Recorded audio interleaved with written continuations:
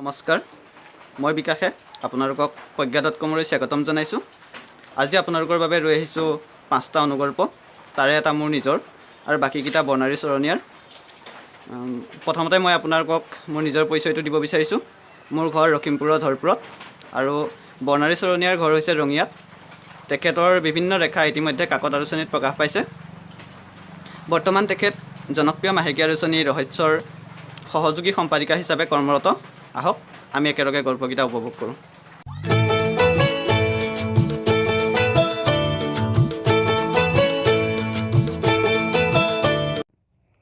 মোৰ অনুগল্পটোৰ নাম হৈছে মনলৈ উভতি আহে ল'ৰালি।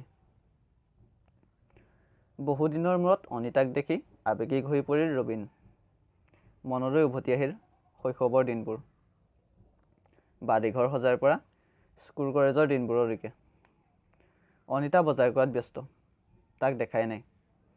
এবাৰ একেবাৰে কাষ চাপি আহিল অনিতা। মাতো নামাতোকৈ সি মাতিলে, আৰে অনিতা, ইমান দিনৰ মূৰত, ক'ত এতিয়া? ভালনে? ভাল। তই এতিয়া ইয়াত নেকি?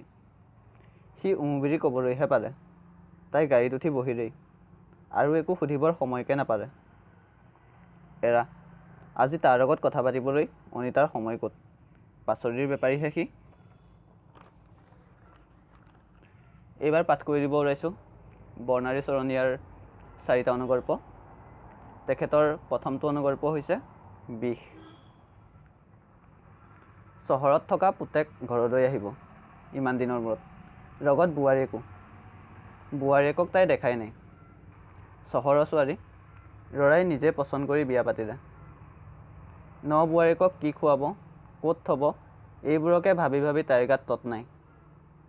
অকলশৰীয়া মানুহজনীয়ে কঁকালৰ বিষটোকো কাটি কৰি ঢেঁকীত পিঠাগুড়ি খুন্দিলে, ঘিৰা পিঠা লাড়ু যি পাৰে বনালে। মানুহজন নোহোৱা হোৱাৰ পৰা এইবোৰ কৰাই নাছিল তাই। যথাসময়ত সিহঁত আহিল। তাই যতনাই থোৱা লাড়ু পিঠাবোৰ উলিয়াই দিলে সিহঁতক। ভাল মিঠাই দুটামান আনিবাচোন পোৱা যদি। কি সোপাৰে যে চাহ দিছে ইয়াত, মই হ'লে খাবকে পৰা নাই। আবেলি ওচৰৰ চহৰখনলৈ বজাৰ কৰিবলৈ ওলোৱা পুতেকক বোৱাৰীয়েকে কোৱা কথাখিনি শুনি দুদিনৰ শৰীৰৰ বিষখিনি তাইৰ বুকুলৈ উজাই আহিল। তৃতীয়টো অনুগল্প হৈছে হৃদয়। ব্যস্ত ষ্টেচনটোত অজস্ৰ মানুহে অহা যোৱা কৰি আছে। ভিৰৰ মাজতে 6 বছৰীয়া ল'ৰাটোৱে সকলোৰে মুখলৈ চাই এটকা দুটকাৰ বাবে হাত পাতিছে। নাই, কাৰো আহৰি নাই তাৰ সজল দুচকুলৈ চাবলৈ, তাৰ ভোকত কৰ্মৰ কৰি থকা পেটটোৰ কথা ভাবিবলৈ।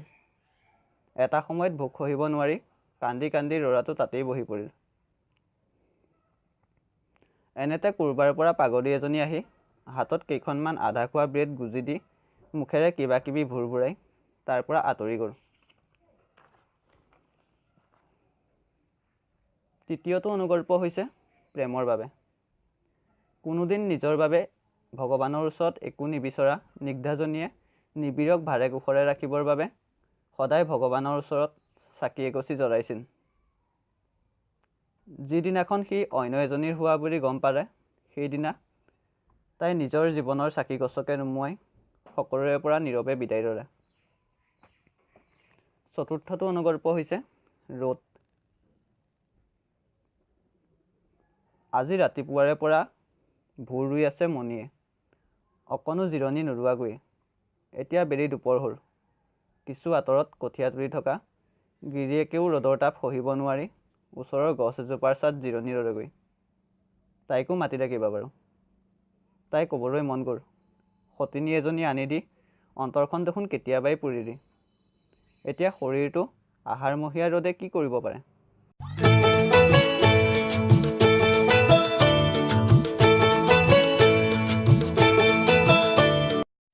আপোনালোকৰ গল্পকেইটা নিশ্চয় ভাল লাগিল। লাইক কৰিব, কমেণ্ট কৰিব, ছাবস্ক্ৰাইব কৰিব আৰু লগতে থকা বেল আইকনটো বজাই দিব। নতুন নতুন সম্ভাৰেৰে আকৌ আহিম। আজিলৈ বিকাশক বিদায় দিয়ক। নমস্কাৰ।